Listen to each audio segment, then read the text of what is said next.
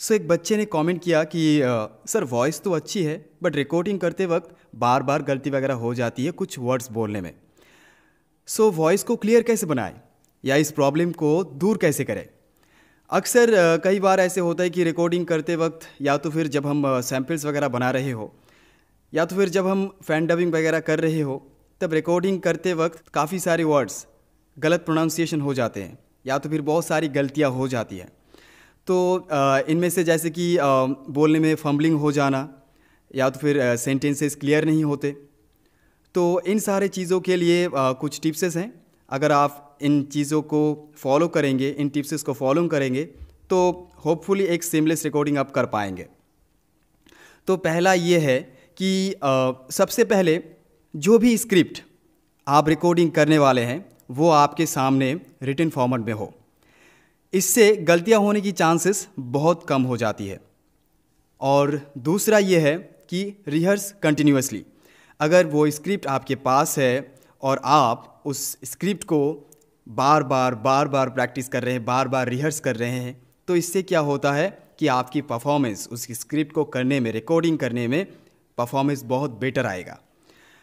अक्सर ऐसे होते हैं कि जब हम सैम्पल्स वगैरह बना रहे हों अपने काम के लिए, तब हम उन चीज़ों को अच्छी तरीके से हमको प्रोवाइड करना होता है हमारे रिकॉर्डिंग स्टूडियो में या तो फिर हमारे क्लाइंट्स को। तो उन लोगों को अगर पसंद आए, इसके लिए हमें क्या करना होगा, हमें उस रिकॉर्डिंग को अच्छी तरह सैम्पल्स को बनाकर उन लोगों के पास भेजना होगा। तो हम अगर उन चीज़ों को अच्छी तरह बार बार कंटिन्यूअसली रीड करके अच्छे से रिकॉर्ड करके उसको भेजेंगे तो उन लोगों को पसंद आएगा। तो ये तो गया दूसरी पॉइंट कि रिहर्स कंटिन्यूअसली। थर्ड पॉइंट है एक्सरसाइज। ऐसे बहुत सारे एक्सरसाइजेस हैं जिसके द्वारा आपकी वॉइस की clarity, noise issues, vocal issues को कंट्रोल कर सकते हैं आप। जैसे कि हमिंग एक्सरसाइज, हम इस तरह लिफ्ट ड्रिल्स, बहुत सारे लिफ्ट ड्रिल्स वगैरह एक्सरसाइज होते हैं जिसको आप ऑनलाइन देख के आप कर सकते हैं। और थर्ड है टंग ट्विस्टर।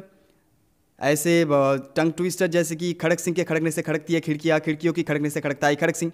तो इस तरह बहुत सारे टंग ट्विस्टर आपको मिल जाएंगे जिनकी प्रैक्टिस से आप अपनी ज़ुबान को बहुत साफ बना सकते हैं और रिकॉर्डिंग में गलतियाँ नहीं होंगी। चौथा पॉइंट में आते हैं रिड्यूसिंग डिस्ट्रैक्शन। आप ज़्यादातर कोशिश करें कि जब आप रिकॉर्डिंग करें आपकी आसपास सराउंडिंग में डिस्ट्रैक्शन ना हो। आप एक शांत क्वाइट एनवायरनमेंट में रिकॉर्ड करें ताकि आपकी जो माइंड सेटअप है वो कहीं और ना जाए और आप अपना माइंड सेटअप फुल्ली अपने रिकॉर्डिंग की तरफ ध्यान लगा पाए और वो कर पाए। तो ये तो गया।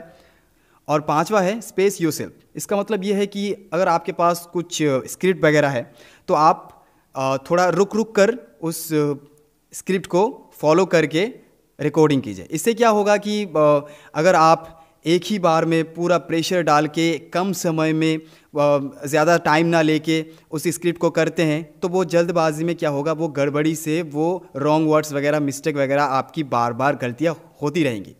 अगर आप उस स्क्रिप्ट को ध्यान से पढ़ के फिर उसके बाद उसका एक सेगमेंट बना लेंगे कि ये सेगमेंट मैं इस आधे घंटे में कंप्लीट करूँगा, फिर उसके बाद जो नीचे का है थोड़ा सा रेस्ट करूँगा, टेक रेस्ट, देन उस वाले सेगमेंट को, नीचे वाले पार्ट को फिर मैं करूँगा।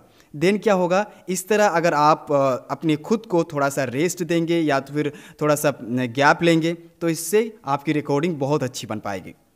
नंबर 6 ये है कि रिलैक्स योरसेल्फ। अक्सर ये होता है कि नर्वसनेस में या तो फिर एक्साइटेड एनर्जी में बहुत बार गलतियाँ वगैरह हो जाती है। So relax your shoulders, jaws, relax your hands and fingers and then फिर आप अपना रिकॉर्डिंग जो है उसको डिलीवर करने की कोशिश करें। तो 7वां पॉइंट ये है कि लिसन एंड रिव्यू योरसेल्फ। इसका मतलब ये है कि जब आप कोई भी रिकॉर्डिंग कर रहे हो, रिकॉर्डिंग करने के बाद आप उस रिकॉर्डिंग को दोबारा सुने, दोबारा या बार बार सुनते रहे और सुनने के बाद खुद को एक फीडबैक दे कि हाँ मेरा यहाँ पे गलती वगैरह हुई है, तो मैं उन गलतियों को कैसे सुधारूं, कौन सा टेक बेटर होगा मेरे लिए। तो फिर एक नया सांस टेक लीजिए और अपने रिकॉर्डिंग को बेहतर बनाइए। तो ये तो 7वां पॉइंट हो गया। अभी 8वां पॉइंट जो कि सबसे महत्वपूर्ण है और वो है रेगुलर प्रैक्टिस। जितना ज़्यादा आप प्रैक्टिस वगैरह करेंगे उतना ही ज़्यादा आपकी वॉइस क्वालिटी, आपकी वॉइस रेंज बढ़ती जाएगी। आपकी टोन हाई पिच से लेके लो पिच तक, लो से लेके हाई तक, जितने भी सारे वेरिएंट वगैरह हैं, जब तक आप प्रैक्टिस नहीं करोगे, उन चीज़ों को लेकर ना खेलोगे, तो वो चीज़ें आपके जहन में नहीं आएगी और वो चीज़ आप कर नहीं पाएंगे।